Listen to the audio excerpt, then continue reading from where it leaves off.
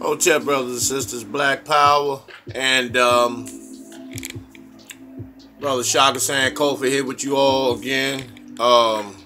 As always, giving honor to the Creator, giving honor to the ancestors, and my usual greetings to my family, friends, and followers. For those who are living in the fighting for the liberation and salvation of the black nation. What I want to talk to you about today, and it was brought to my attention several years ago. Well, not brought to my attention. It was put more in perspective several years ago by a brother by the name of Umar Johnson, who you might feel as though your personal opinions of him may differ or whatever. However, I still give him credit for the information, the authentic information that he has brought us, over the years. And so we have to give him much credit for that. And so he brought us an analogy of the three supremacies that exist in this country, which are white supremacy, light skin supremacy. Oh, and I forgot one. Homosexual supremacy. And which is true, that these three supremacies are actually, this is what dominates, dictates, and has dominant control over every aspect of society as we speak today. I'm talking sports, politics, religion, entertainment, law, military, in every aspect that you will look at, every aspect of life that you look at or are engaged in, you will find these three supremacies are dominant in each area. So let's get down with the white supremacy, the light skin supremacy, which is completely dominant. And actually, let's talk in music, where the brown skin / dark skin brothers and sisters are being replaced with light skin, mulatto, and or homosexuals. If we look at music, especially in the production aspect of the hip hop industry, we know that Dr. Dre is the hip hop production mogul producer. However, he's been overshadowed by a goat riding Arab that's part of the Illuminati cult by the name of DJ Khaled, who in no way is comparison. You can never compare him to Dr. Dre. You're talking about Dr. Dre, someone who started off 30, 40 years ago with off of 33 album covers to become one of the greatest producers of all time. Like I said, laying in his mother's living room with 1970s 33 albums to selling $1 million beats. To the likes of The Game, 50 Cent, Eminem, and the list goes on and on and on. Opposed to this Arab, DJ Khaled, it should be DJ Camel, and who does not qualify at all. Who started off as a DJ and licked his way to be a household product now, damn near a household product, and does not even make any beats today. He's in no comparison to Kid Capri, Red Alert, DJ Premier, you know, rest in peace DJ Dilla. I mean, you know, the list goes on and on. Kid Capri, I mean, you know, he's no comparison to them. And how is it that he has risen to the ranks of mogulism above these brothers, you know, who scraped and fought and scratched all their lives? By him being an opportunist, that means some people had to be blackballed. He had to participate in the etching out of certain individuals. He's a judge on one of these talent shows, you know, sitting next to P. Diddy. I mean, this stuff doesn't just happen without you being engulfed and entrenched into these secret rituals that take place. Now, I don't know any proof, but it was told that Khaled, you know, the same as DJ Funkmaster Flex, you know, had, you know, even him, you know, that it wasn't no secret that he performed oral sex on various record producers and various industry CEOs, you know, to get the little recognition that he got. So if Funkmaster Flex did that to clear his throat, imagine what DJ Khaled did. But see, by having that light-skinned supremacy, you know, they told him he had to lose weight. So they made him a mogul on Weight Watchers, you know. And, you know, anything that they advertise or anything that comes up, he's basically in on it. And that's because of the rites of passages in terms of these sex rituals that they play, writing your name in blood, that goes on in the music industry. So you're not fooling nobody.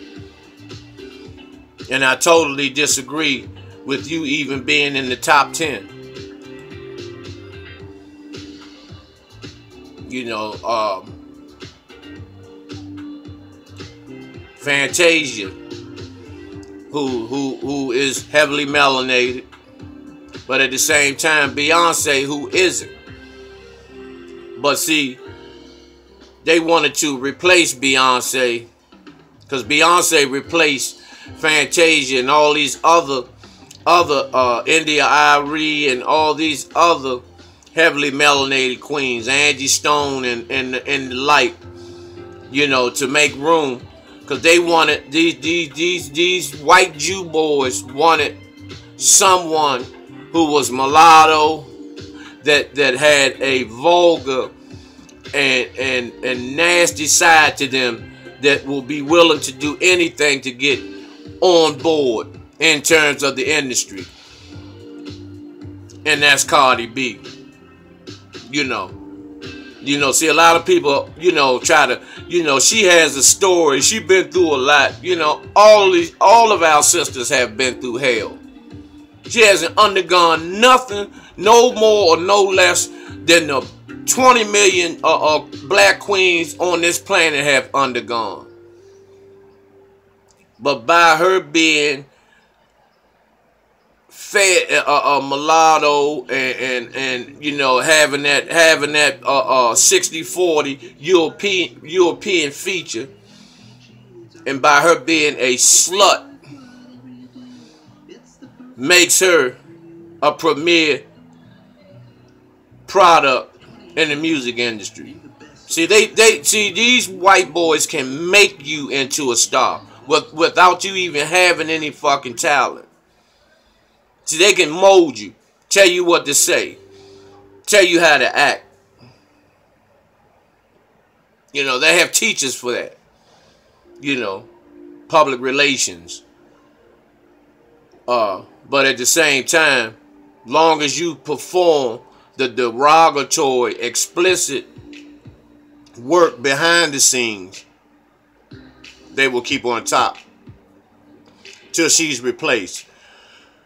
And like they do all whores and all sluts, at some point they are replaced with a new whore and slut.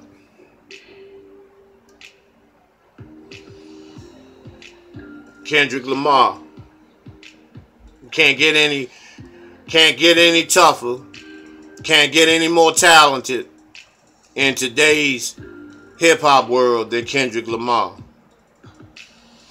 However, Kendrick Lamar is a little too real for what the white so-called imposter Jew boys want to hear. And Kendrick Lamar refuses to play ball underground and participate in these rituals, specifically the sex rituals. So they had to get someone who was willing to do all of that was around the same age as Kendrick Lamar, or maybe older.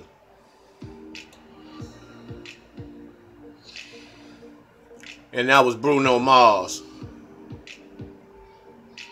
who is no way has any skills nowhere near Kendrick Lamar or Usher or any of them. See, they needed a mulatto Usher, and by him being part Latino, or if you will, you know, and bisexual, that made it even more, made his career even more promising. Because he's in no way he doesn't have half the talent as Usher. And you can say what you want, and this fag has sold 130 million albums worldwide. You know, almost topping Elvis Presley in some areas, but never a Michael Jackson.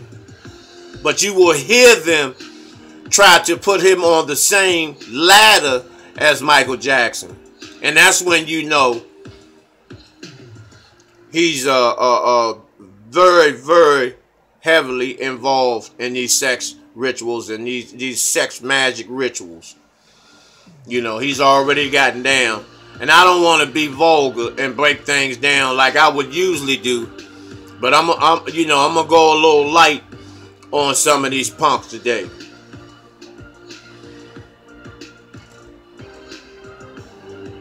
And see, these are the guys that are being replaced. See, you know, these are the guys. See, they don't, you know, a Richard T. Jones doesn't fit in a Tyler Perry movie or Lee Daniels movie unless he's playing an adversary role. In other words, in layman's terms, he'll get a role in the Tyler Perry movie as being the bad guy. You know, making the audience hate him. You know, and same as with the heavily melanated sisters. What they'll do is they'll make them either be predators towards other women, child abusers, or just plain sluts.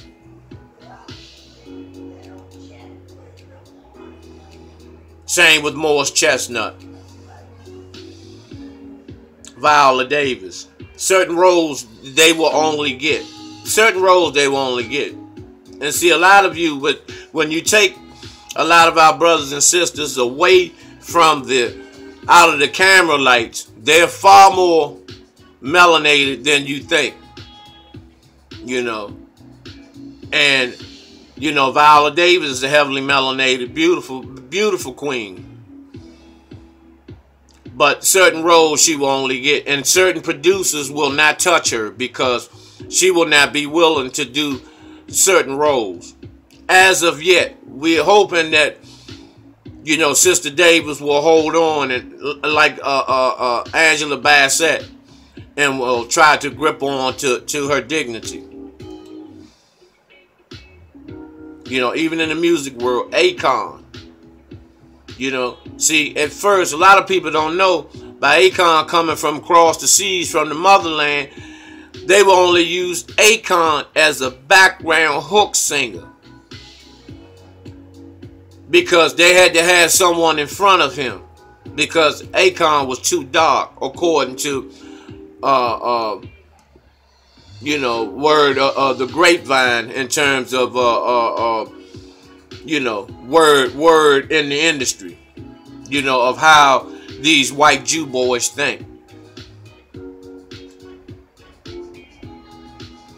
So was this sister, and I'm quite sure she's made a name for herself in the Black Panther movie. And she's also she played Feeney Shakur in All Eyes on Me, and very powerful, very beautiful sister, but roles are limited. Lance Gross, same with Lance Gross. Now they sometimes, now Lance Gross, he played as a hero in one movie, but he was being tormented and he was being hurt. He was never just an all-out, I'll say superhero. When I say superhero, I don't mean nobody with a cape flying in the air. Talking about role-wise. And his roles are limited. You have to watch these shows and stop being caught up in the emotion of just it being a movie or a show, and look at the dynamics of these movies and look at the people playing certain roles. And I understand that a lot of our brothers and sisters have to just go ahead and conform to certain roles because they have to eat. Angie Stone. Lips were too big. She was too dark. And so what they did, they had someone add her dirty laundry about her relationship with her daughter. And the way that they got to her was they gave her a reality show. See, the reality show can make you or break you. And see, and it appears that's what it's done to Angie Stone, because you haven't heard anymore about her since the reality show. As a matter of fact, they brung up her arrest. When she was arrested, I believe she had a physical altercation with her daughter. If I'm not mistaken, I could be wrong. But you haven't heard any more about her. And see, sometimes if they want to get you out the way and they have a lot of dirt on you, like DMX, what they'll do, they'll give you a reality show and have you on the impression that that you really mean something to them, and that you're going to be popular after the show, realizing that's the nail in your coffin. And so, Angie Stone hasn't, as talented as she is, she hasn't made any noise in the industry in a minute. Now, Beyonce, even melanated sisters, have low self-esteem. You still have a lot of heavily melanated sisters with low self-esteem, wishing they could be lighter, wishing they had the complexion of a Beyonce, which that is not her real complexion. Beyonce is a dark caramel complected sister originally. Prior to her blowing up in the industry and reaching the stardom, she was caramel, but bleach, skin bleaching, injections, makeup, she got lighter and lighter. And she still has, a lot of you sisters don't know that Beyonce's self-esteem may be lower than yours. Because if you look at the blonde hair she wears, now what black person do you know was born with blonde hair? I mean, I'm talking about a straight black person. I'm not talking about nobody that's half and nothing. Just a straight black African that's not an albino or anything, without any albinoid genes. I'm talking about a straight African. You don't know one that has a straight blonde hair. And Beyonce was kind of criticized for that.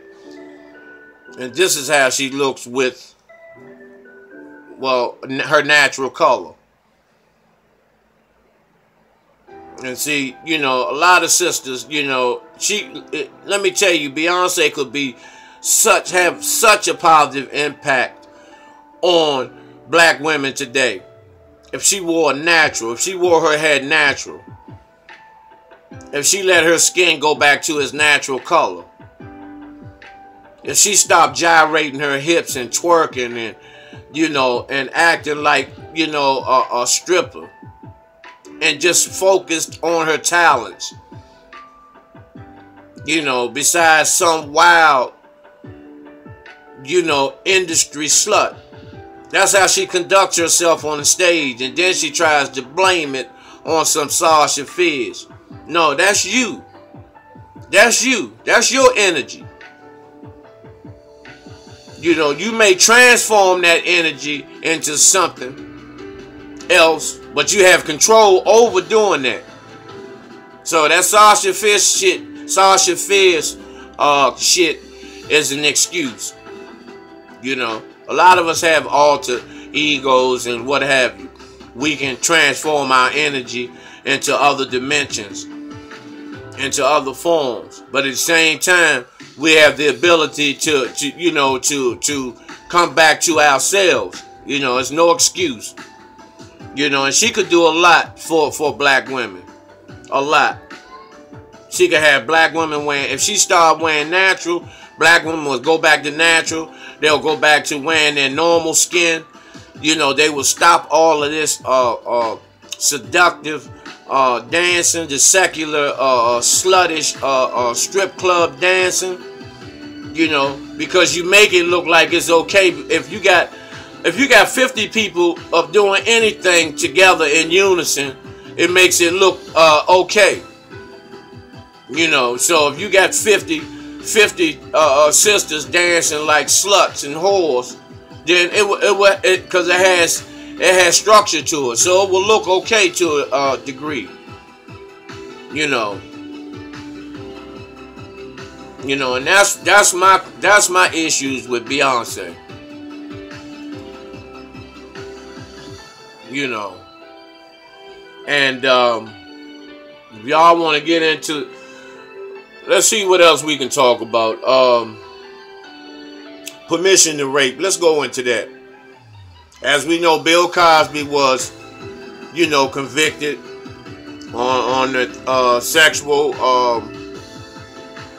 the rape charges. 3 counts, which carries 10 years. He could get 10, 10, 10, or he could get 10, or he could get under 10 and get time suspended. He could get house arrest and the like. You know, when I spoke about initially when he was first found guilty, you know, I went off on the cast of the Cosby Show. I still feel that same way. You know, you could have supported this brother. You could have supported him at least. Come to one court hearing at least. And you didn't do that. However, they want you to focus on Bill, and that focus on this devil, Roman Polanski,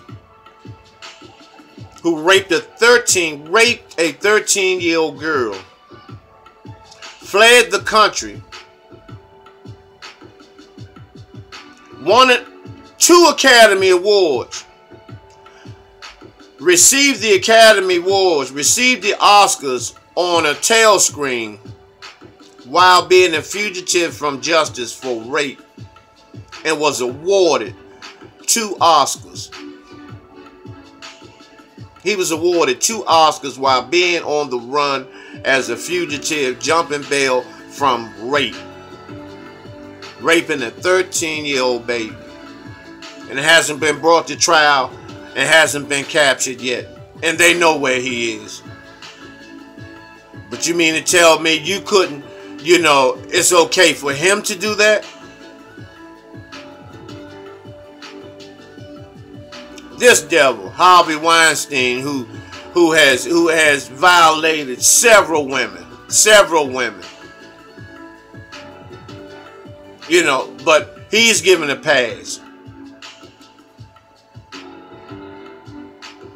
And this is what's really sickening. This coon, this buck dancing, jackass, donkey mouth faggot, Steve Harvey, defended Harvey Weinstein. I mean, he has went on a whole rack of women. I mean, you name them. Angelina Jolie, the whole gamut of Hollywood actresses, white actresses. He went on them all, just about all of them. But Mr. Ed takes up and defends him. But where were you buck dancing punk, when Bill Cosby, when his head was on the chopping block? Where were you then? Where were you at then? You were hiding. Now all of you, what's the little chubby, funny looking sister? She's from DC that wears the little blonde, short blonde hair. They got the clown nose, and she's a comedian from DC. She the little nubby clown nose sister. She's always running her mouth like Cheryl Underwood, but and always come out of her mouth with the wrong shit, because she's not intelligent to a level where she's able to discuss social issues. She should stick to just comedy. And for real, she doesn't even have to say anything, but just walk on the stage and everybody will bust out laughing just how she looks. But I forgot her name. I'll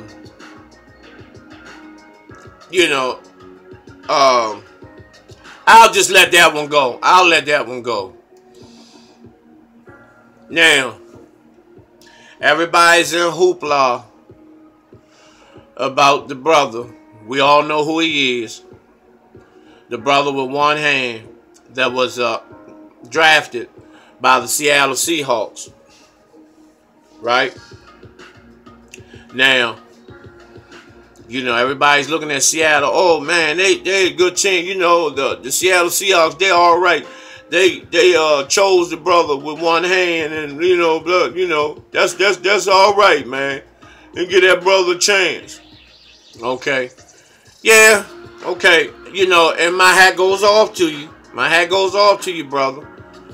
And I know you're dealing. You have to defeat the odds. I understand that piece. But understand this: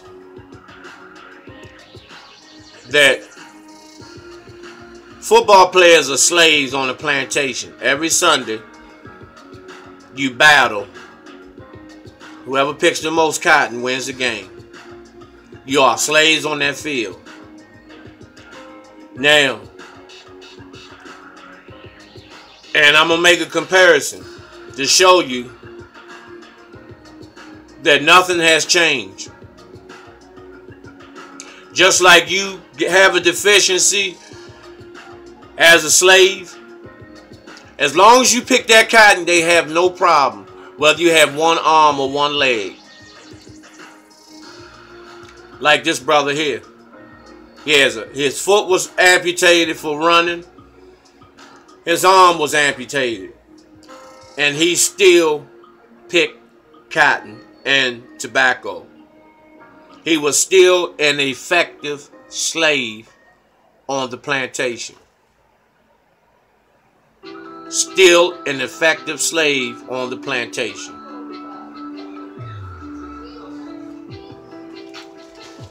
And so, you know, these are the things that I want you all to just have an open mind and be more receptive to understanding these dynamics and move the emotion out of the way, and let's deal with the principle of things. And I'm gonna be coming back to y'all dealing with Trump situation and dealing with some other issues. So until then, Hotep, Black Power.